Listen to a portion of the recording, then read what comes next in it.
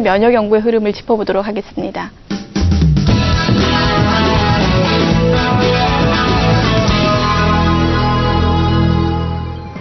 현대인의 생명을 위협하는 대표적인 질환, 암. 현대의학의 3대 암 치료법은 외과적 수술과 항암제 및 방사선 치료. 하지만 말기암인 경우 암 완치는 고작 20%. 첨단 현대의학도 암을 불치병으로 남겨놓은 상황인데 현대의학이 풀지 못하고 있는 불치병들, 그 해법을 면역력 강화에서 찾고자 하는 시도들이 새롭게 관심을 모으고 있다. 이런 가운데 산학연 협동의 면역 연구 개발은 경쟁력 있는 결실을 연이어 내놓고 있는데 과감한 투자와 지속적인 연구로 부작용 없는 면역 치료에 도전하는 우리 의료계의 변화. 오늘 암중모색에서 자세히 알아본다.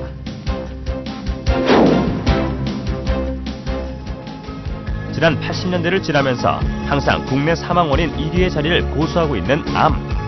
암으로 사망한 사람은 전체 사망자의 25% 정도. 4명 중 1명이 암으로 사망하고 있다. 이제 누구도 암으로부터 안전하다고 할 수 없는데 이런 심각한 질환인 암의 치료는 명확한 해법을 제시하지 못한 채 부작용에 대한 우려도 큰 상황. 그렇다면 환자들에게 암 치료는 어떻게 생각되고 있을까? 치료를 받고 있는 암 환자들을 만나기 위해 서울의 한 암병동을 찾았다.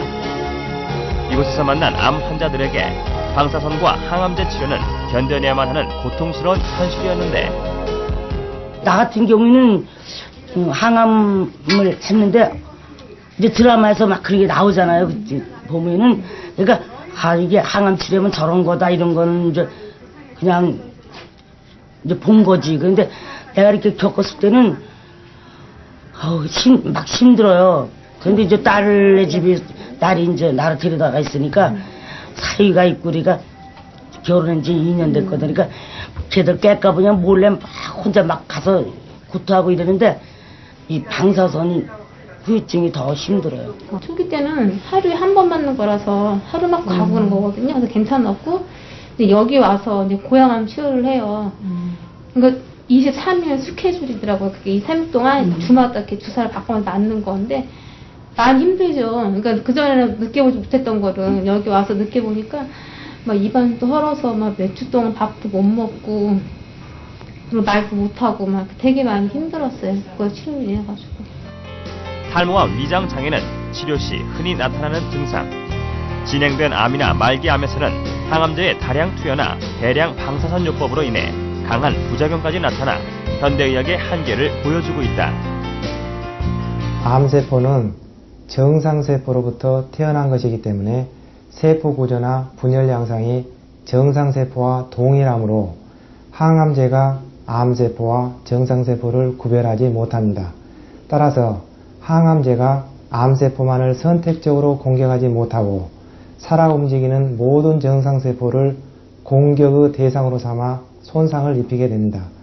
따라서 이 항암제에 의한 부작용을 피할 수가 없습니다. 암을 연구하는 많은 학자들이 수술이나 항암제, 방사선과 같은 고전적인 치료법만으로는 암을 정복할 수 없다는 인식을 갖게 되고 암을 치료하기 위한 새로운 물질을 찾기 위한 연구를 하게 되었습니다.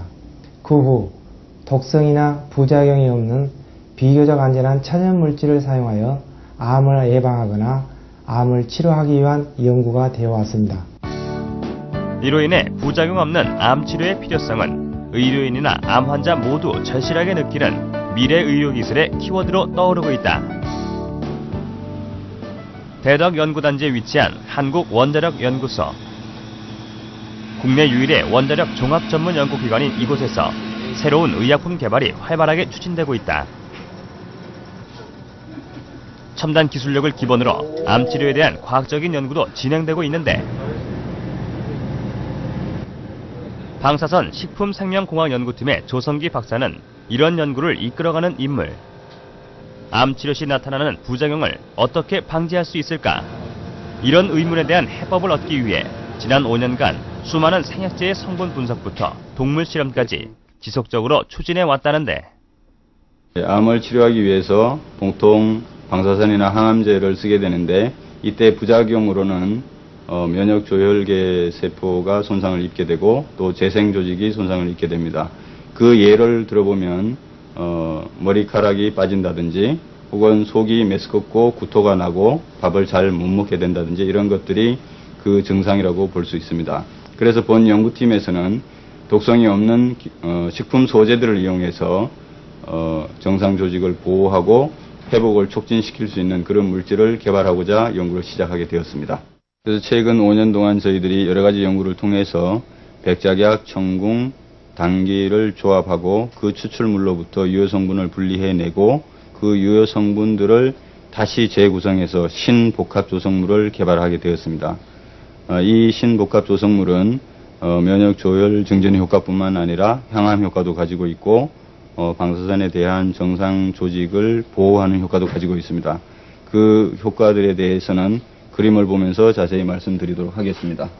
예, 먼저 방사선이 세포에 미치는 효과를 보면은 정상 세포를 방사선 쏘이면 이렇게 그림에서 보시는 바와 같이 세포가 손상을 입어서 DNA가 이렇게 절단되어서 흘러나오는 것을 볼 수가 있습니다. 그런데 저희들이 연구실에서는 어떤 물질을 개발해서 물질을 처리를 하게 되면 이 DNA의 손상이 이 정도로 감소되는 그런 물질을 찾아낸 것이라고 볼 수가 있습니다.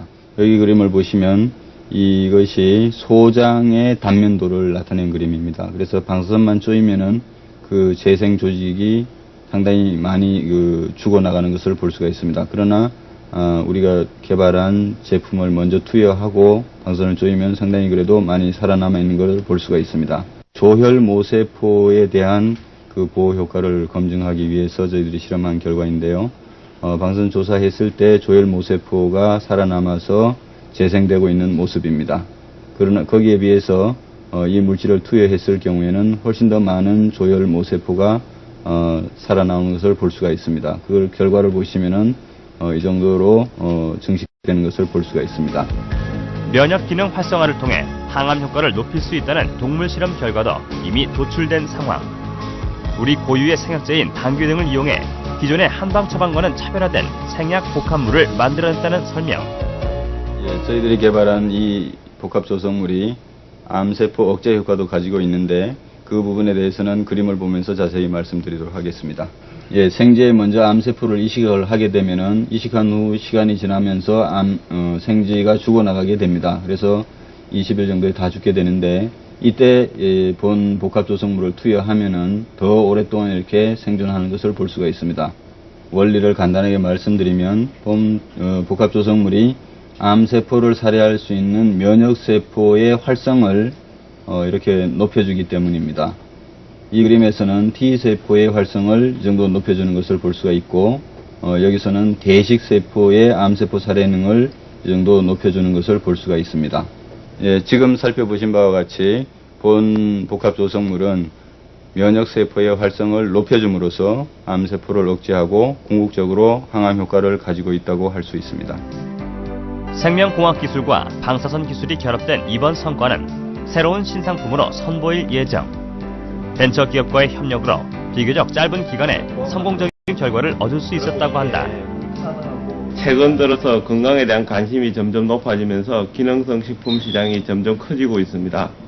지금 우리나라에서는 약 1조 2천억 정도의 시장을 형성하고 있고 전 세계적으로 약 90조 원 정도의 시장을 형성하고 있습니다. 이번 기술을 개발하기 위하여 5년간 수십억 원의 자본을 투자했고 이것을 상품화시키기 위해서 3년간의 준비 기간을 거쳤습니다.